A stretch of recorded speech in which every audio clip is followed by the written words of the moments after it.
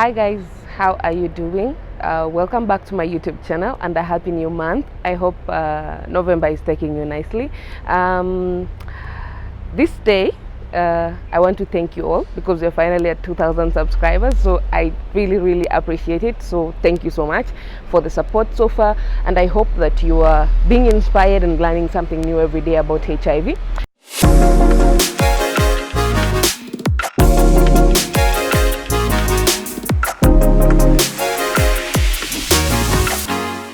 And today I want us to speak about something very interesting because it's Friday and I know that a lot of you are going to party after party. But so I want to speak about HIV and alcohol. A lot of people ask the correlation of people living with HIV taking the ARVs and alcohol. So today I'm going to touch a little bit on that. I'm going to be reading a few things on a previous post I did on my Facebook page. So nikiangalia hapa, it's not the Mwakenya, it's I am just trying to refer to some few things. So HIV and alcohol is a very controversial topic, considering one of the long-term side effects of ARVs is liver failure. So and we all know that amongst the side effects of alcohol, not side effects really, but effects of alcohol is also liver failure. So when you take alcohol you're on ARVs, you're basically putting your liver at a very tricky position for it to be able to process your ARVs and also process your alcohol. So a lot of us, especially young people, party almost every weekend, and they even ask me, do you take alcohol? I don't take alcohol, I've never taken alcohol. But if you are going to be on ARVs and take alcohol, I wouldn't tell you don't take at all, because maybe that is your hobby and all that. But I will tell you one thing: limit it, like make it at the minimum, because the side effects and the risks that you expose your health to are a little bit higher.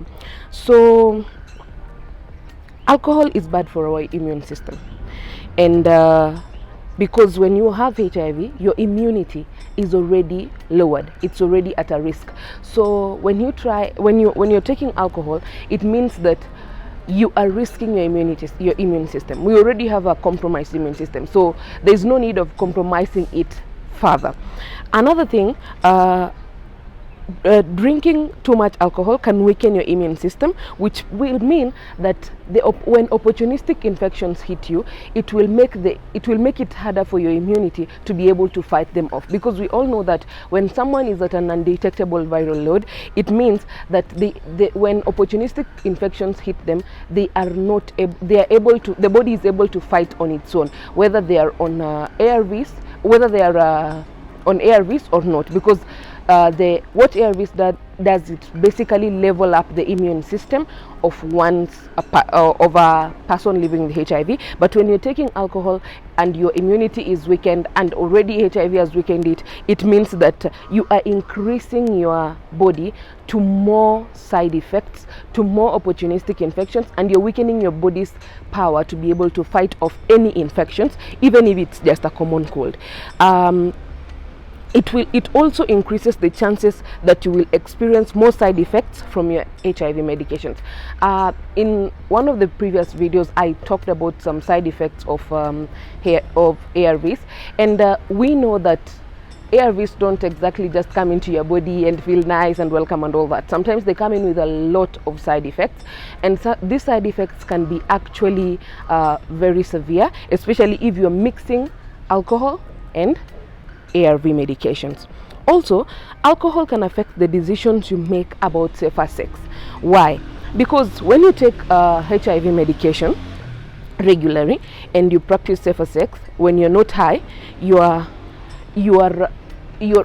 more likely to make very informed decisions on protecting yourself, on knowing the HIV status of your partner, and also on protecting yourself from reinfections as a person living with HIV. But when you're on alcohol, your probability of choosing a safer or protecting yourself during sex, and also the probability of you using a condom or even wanting to know the HIV status of your partner will be very low. Also, one of the things that alcohol does is that when you take alcohol and you take your ARVs, the probability of you throwing up that medication is at a very high risk, which means that that medication will not have worked. So that dose for that day will be gone. And also, you might forget to take your medication. That is actually one of the things that a friend of mine once shared, that when they used to take alcohol, they will just forget. Like, you came home, you're drunk. Are you going to be thinking about how drunk you are or how you're going to take your medication? So the probability of drinking is of you forgetting to take your medication is also very high. One thing I want you to remember is that living with HIV means that a huge or a major change has taken place in your life. You may have to choose to use alcohol in moderation. That is why I told you, I won't tell you don't take alcohol, no, but use it in moderation. Respect your body. Pay attention to what and how much you eat, drink, smoke, and take into your body, because we are dealing with your immunity, and your immunity is at stake. If your immunity is low, it means that your health is compromised. It means that you cannot live a normal life as a person living with HIV.